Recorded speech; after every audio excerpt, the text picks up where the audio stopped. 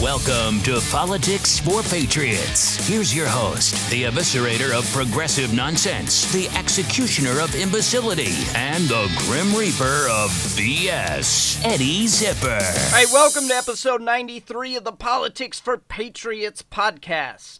I wanted to start with a little bit of news today. I have a new podcast coming out on November 5th. Me and Matt and Scott from Politics got together and created a new American history podcast called Every Election Ever and Beer. And what we do is we go in depth on every presidential election, starting with George Washington, going all the way to Donald Trump in 2016. So please subscribe to that one when it comes out on November 5th. And don't forget that date. November 5th.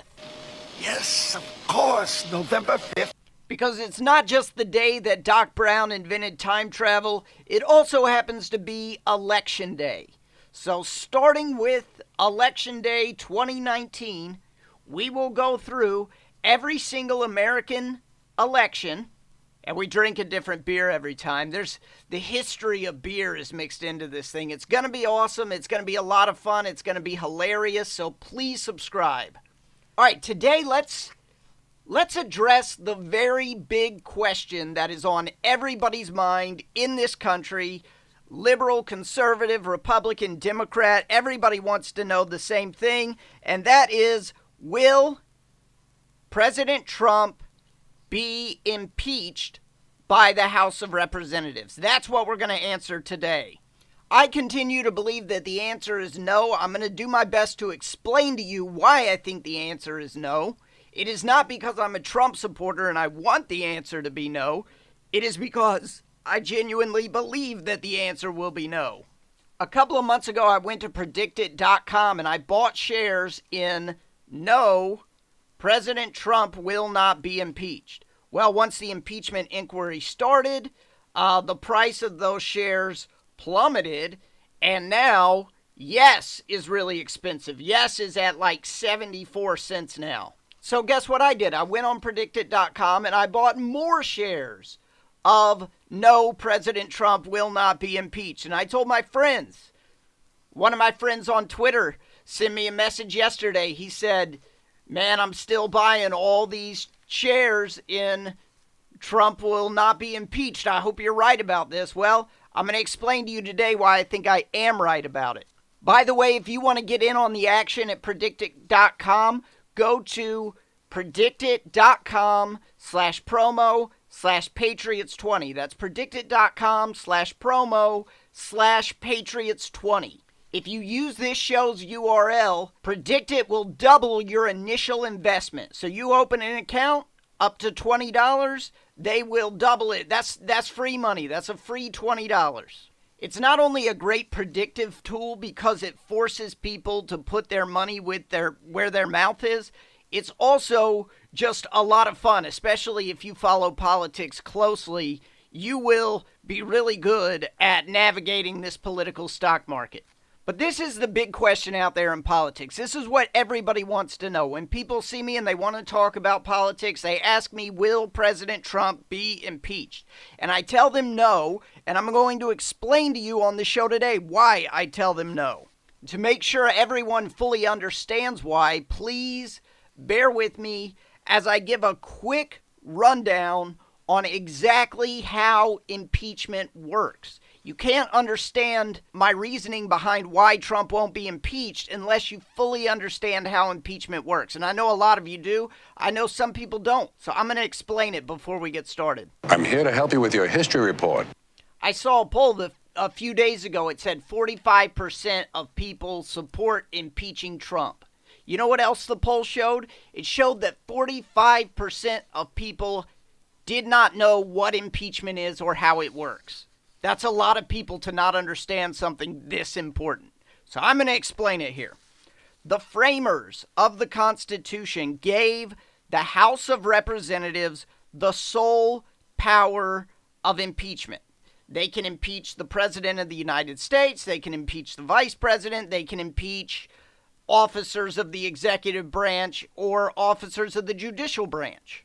So they gave the sole power to impeach to the House of Representatives, and they made it really, really easy for the House of Representatives to impeach someone. All it requires to impeach someone in the House of Representatives is a simple majority. All you need is 50% plus one in one house of the legislature, and that is, of course, the House of Representatives. So it is easier to impeach the president than it is to pass a bill. If you had to go through the bill passing process to impeach, President Trump would definitely not get impeached because that would not make it through the Senate. And even if it did, there's an executive check over the legislative branch and Trump could veto it. So it's very hard to pass a bill. It is very easy for the House of Representatives to impeach someone. It's a simple majority in one chamber of the Congress. Okay, so we've established that it is pretty easy to impeach the president. But what does it mean to impeach the president? All that it means is that you're making an accusation. It means to accuse the president of a crime or of treason, bribery, and other high crimes and misdemeanors. If the House votes by simple majority to accuse the president of one of these crimes, then the Senate must hold a trial.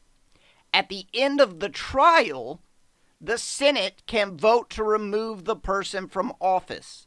That requires a supermajority of the Senate. It requires 2/3 of the Senate to remove the person from office. That is a very big fraction. That means if all 100 senators are present for the vote, then 67 senators have to agree to remove President Trump from office. Now, if you know a little bit about politics, you probably know that it is very difficult, near impossible, to get 67 senators to agree to anything, especially anything as severe as removing the president from office. Okay, so the threshold for impeaching the president in the House is very low. The threshold for removing him from office in the Senate is very high, and there is a reason for that. Compare the responsibilities. If the House gets their part wrong, then the accusation goes to the Senate to die. If the Senate gets their part wrong, then an election is undone and an unelected person assumes the presidency of the United States. Okay, and here's another thing to understand about these divisions of power. It is extremely damaging when they have to use their checks over each other. It looks very bad for you when your branch gets checked by another branch. All right, in simplest terms, if the president vetoes a bill, then that is embarrassing for the legislature. If the president vetoes a bill and the legislature overrides the veto, then that's embarrassing for the president. If the legislature passes a law and the Supreme Court declares that law unconstitutional, that is an embarrassment to the legislature. If the House impeaches and the Senate does not convict, that is an embarrassment to the House. It is a signal to them and to voters that the House exercised their power in an anti-constitutional way. It will signal to the people, hey, look, they wasted our time and money on impeaching the president for something that the Senate could not convict him for. They used their impeachment power for blind politics. Remember, the question we are answering today is, will Trump be impeached? It is not, should Trump be impeached? To answer the latter question, all we have to do is look at the evidence and decide whether or not we think Trump has committed a crime. That's easy. To answer the former question, will Trump be impeached, we have to put ourselves in the minds of House Democrats, who will be able to unilaterally decide the answer to that question. And the question they should be asking themselves is, do we want to send this to the Senate to be defeated? Because unless they find evidence of legitimate high crimes and misdemeanors that warrant undoing a presidential election, this thing is dead on arrival in the Senate. That would be a very bad result for House Democrats. Here's why. First, it would be a rebuke to the House when it was defeated, and members of the House can least afford a rebuke. Okay, members of the House have a 2-year term. All 435 of them are up for re-election every 2 years. If you're a Democrat in a Trump district and you put your name on a partisan lines impeachment, you are done. If you're a Democrat in a blue district, but that's only blue by a small amount, and you put your name on a partisan lines impeachment that gets defeated, you may well be done. Bear in mind, many of these House Democrats who won seats in Trump districts or near Trump districts did not run against Trump. They ran against Pelosi. She had to wheel and deal in order to get the 218 votes to become Speaker of the House. Do you remember that? Now, lots of them are on record saying they support an inquiry. But actual articles of impeachment or even an actual vote on an inquiry, and you will lose some. It would look bad if all the Democrats voted to impeach Trump and no Republicans voted for it, right? Imagine how it would look if only Democrats voted for it and they lost several Democrats. Several Democrats voted against it. How is it going to look when the Senate votes not guilty and Trump tweets that he's totally exonerated, which I guarantee you that he will. He will tweet, totally exonerated again, blah, blah, blah. There won't be any arguing with that Trump tweet because that will literally be what happened. Trump will have been totally exonerated by the U.S. Senate because that's how it works. The Senate has the power to convict him or they have the power to exonerate him. There is nothing in between. But let's not even get that far ahead of this thing. Here's the bottom line.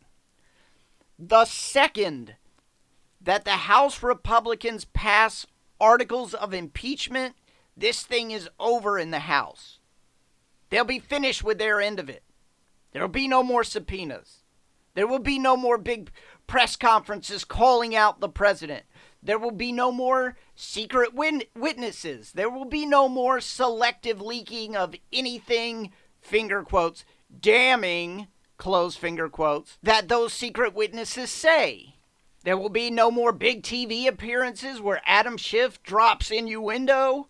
There will be no more investigations in the House. And we all know how much Democrats love the investigations. And we all know why they love the investigations. The investigations are sexy. The investigations are sexy. The investigations are sexy. The House Democrats will have no more ability to conduct oppo research while the American people pay for it. Which, by the way, is the real reason that this finger quotes, impeachment inquiry, close finger quotes, exists. This is the House Democrats forcing American taxpayers to pay for them to conduct oppo research on President Trump for the 2020 election. Right? There's no need to write a big check to Fusion GPS this time around. The American people can write the check. Who should we make this out to? You know what? Go ahead and make it out to House Democrats' fake impeachment inquiry. And how much should I write it for? You know what? Just leave that part blank. We don't know yet. Okay, but right here in the memo line, I'm just going to say oppo research so that I'll remember what it's for, okay? House Democrats are the new Fusion GPS. They have a hell of a racket going on right now. They get to every day come up with new ways to embarrass the president, to leak things that sound bad out of context, to have secret, super secret meetings and super secret testimonies. Oh, it's all very scary. Adam Schiff is getting to the bottom of un-American activities, Joe McCarthy style. The second that they pass an article of impeachment, that is all going to be over. This whole thing is going to end. Because when they pass an article of impeachment, they are handing it over to the majority Republican chamber of Congress. Right? The Democrats are in the House, and they're the majority there, but over in the Senate, the Republicans are the majority. So we have one Democratic majority chamber, and we have one Republican majority chamber. The second that the Democrats in the House pass an article of impeachment, this thing gets handed from the majority Democrat chamber to the majority Republican chamber. Do you think the majority Democrat chamber is going to hand this off to the majority Republican chamber? Okay, well, we had fun doing all those sexy investigations, but hey, you guys take it from here. No, I do not believe that they are going to do that. Come on. They're not going to do that. Also, what the hell would the articles of impeachment say? From day one of President Trump's term, the Democrats have been just juiced up about impeaching him.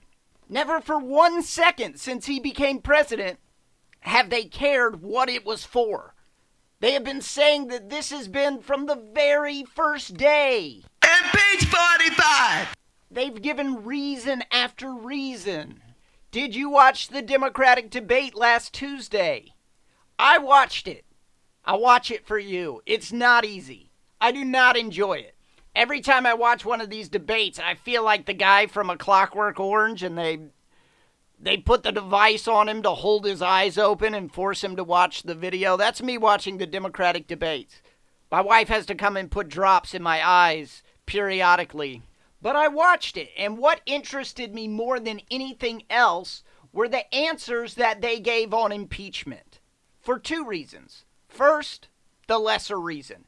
Lots of these Democrats running for the nomination are senators who have already decided that Trump is guilty without any trial happening in the Senate.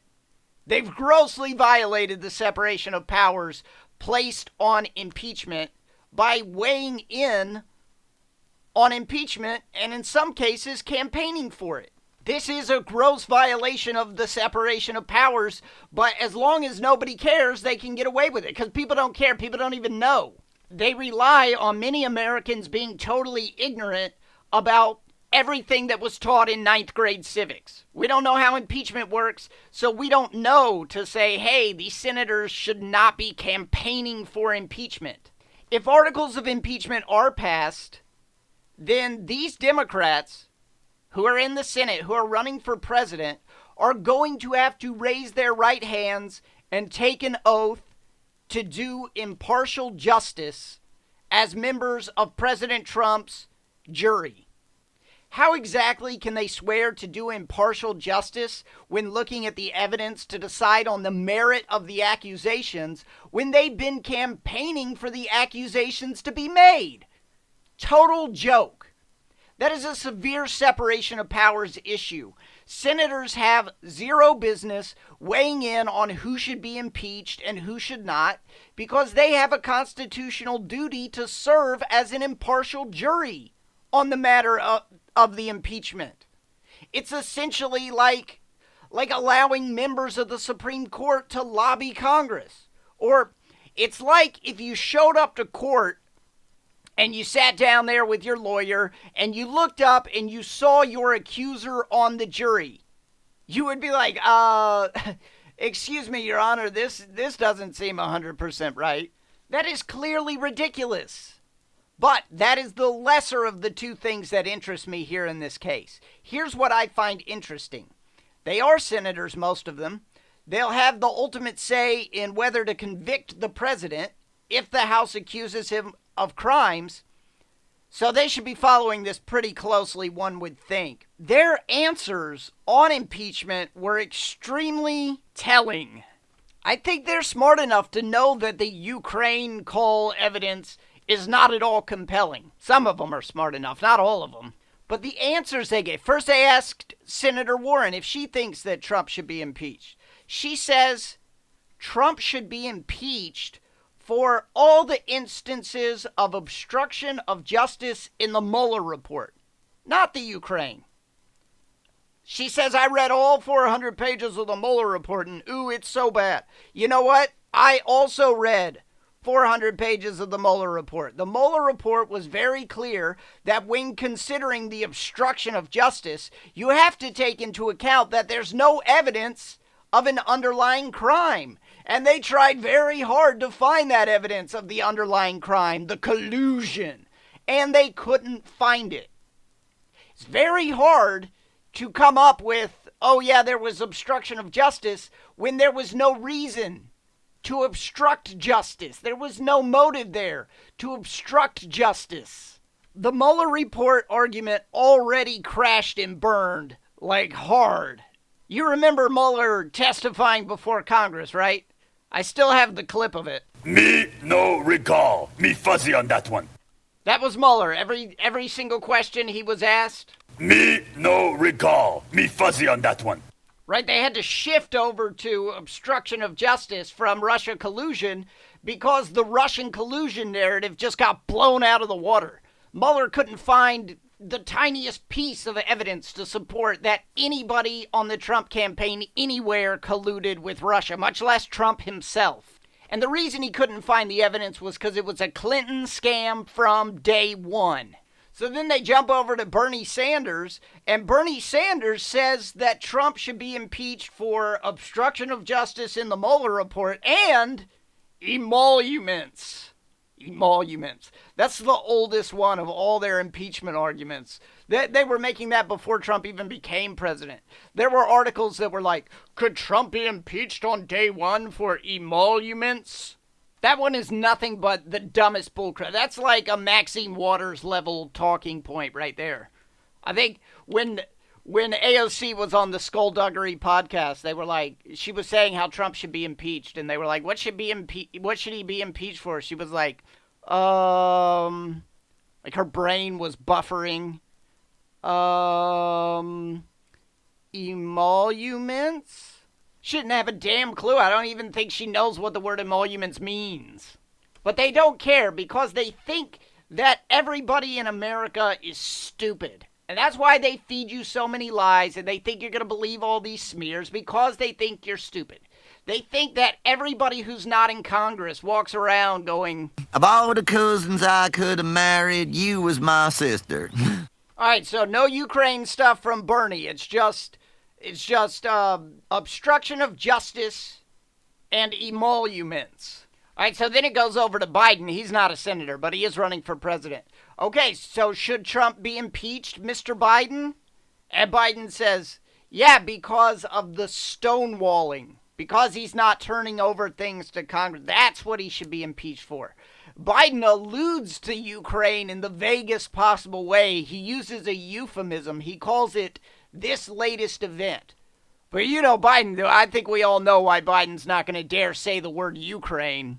Kamala says that he should be impeached for selling out our democracy to the Ukraine. So real solid argument there. I mean, is that vague enough for you? It has to be vague, though, because if they focus on substance, they lose. They're all about vagaries and innuendo. That's the only thing that really comes out of the mouths of Democrats on any of this stuff. Castro says that obstruction of justice in the Mueller report is the big reason, but also he made that call to President Zelensky of the Ukraine.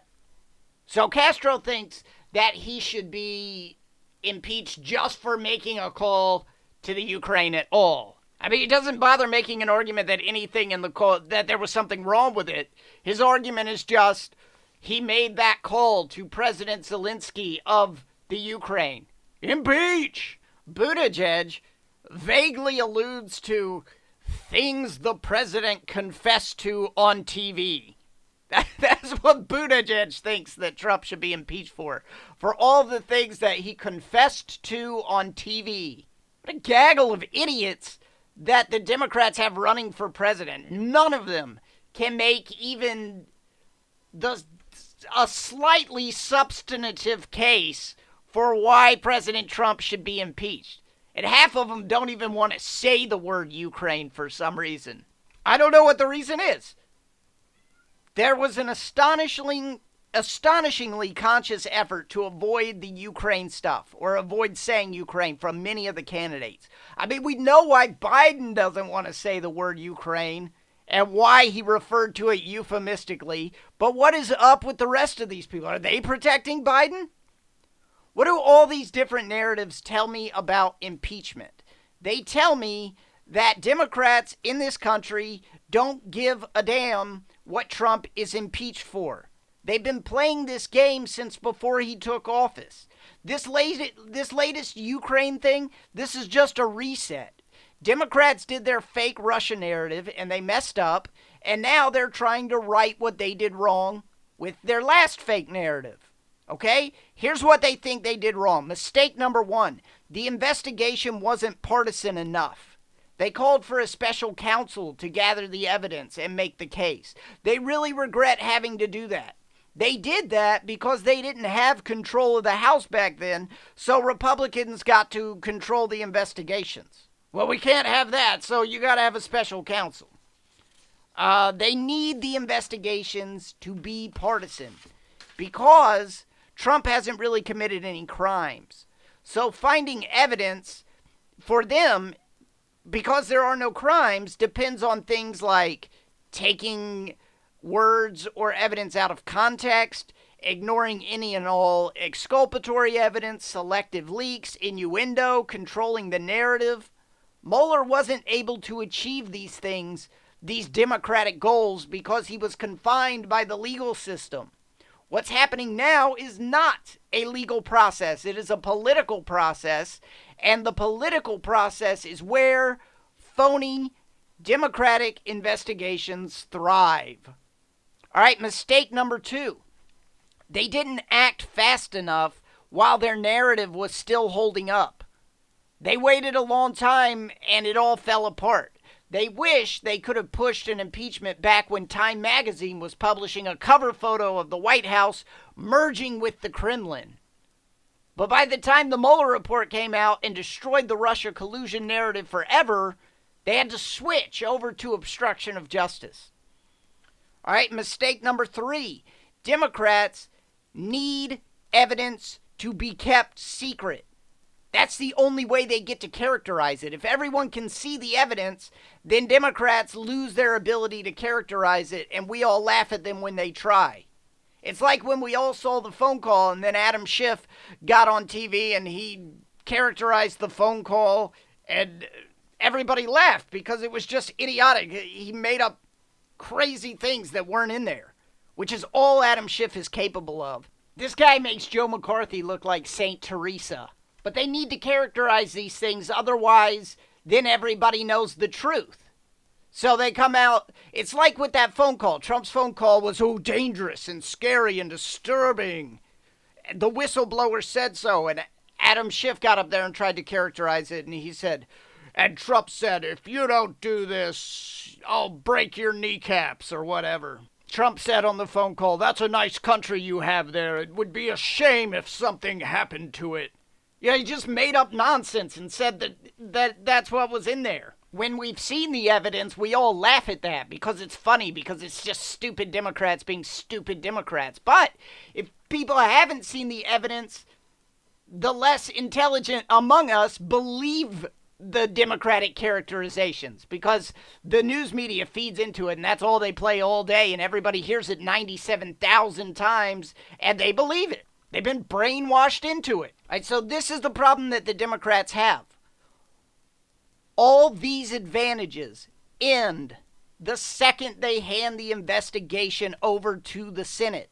They've done a lot to create for themselves all of these advantages. The moment they hand it over to the Senate, all these advantages are gone. That's why I do not believe that they will ever do that. What they are going to do is drag this thing out in order to control the narrative. They're not ever going to hand it to the Senate so that they can lose and Trump can tweet, "Yay, I'm exonerated. Thank you, Senate." They're going instead to hand it to the voters. And they're going to say it is up to you to remove President Trump from office. They'll probably say we can't hand it to the Senate because they're trying to protect President Trump. So we have to entrust you to remove him from office because the Senate is corrupt, because there aren't a bunch of Democrats in it. All right, the end goal of what they are doing is not impeachment. If it was, they would vote on the inquiry. They haven't even voted on the inquiry. You think they're going to go vote on articles of impeachment when they haven't even voted on the inquiry? No. The end game here is to do oppo research. Selectively leak it so that they can control the narrative. And then tell everyone that based on the oppo research, it is super duper dangerous to re-elect President Trump. It is the exact 2016 tactic, except House Democrats are the new Fusion GPS. But the second that they pass an article of impeachment, that is all over. Part of me hopes that the House Democrats do impeach Trump, even though it's a phony hit job impeachment, because that is the only way that President Trump can be exonerated, is if they actually impeach him. And he will be exonerated due to the total absence of crimes, the absence of actual impeachable offenses, and the high threshold for removal smartly set up by the framers. The reason that they set up that high threshold in the Senate is to protect us from exactly what the House Democrats are up to right now. The Democrats won't vote on an impeachment inquiry. Why in the world would anyone believe that they will vote on actual articles of impeachment? That is not what they are doing. They are fishing. This is a total fishing expedition. It is an oppo research expedition, and instead of Hillary's campaign and the DNC paying for it this time, you and I are footing the bill. All right, that's it for today. I hope you enjoyed the show. Don't forget, November 5th, that's when our new podcast, Every Election Ever and Beer, is going to be released. So please subscribe to it on iTunes or wherever you get podcasts. You can follow us on Twitter at Election and Beer. And don't forget to get in on the action at predicted.com by going to predicted.com/promo/Patriots20. They will double your initial investment up to $20. All right, folks, that's it for today. Have a good one. You just listened to Politics for Patriots with Eddie Zipper. Email the show at patriots@eddiezipper.com. And please subscribe.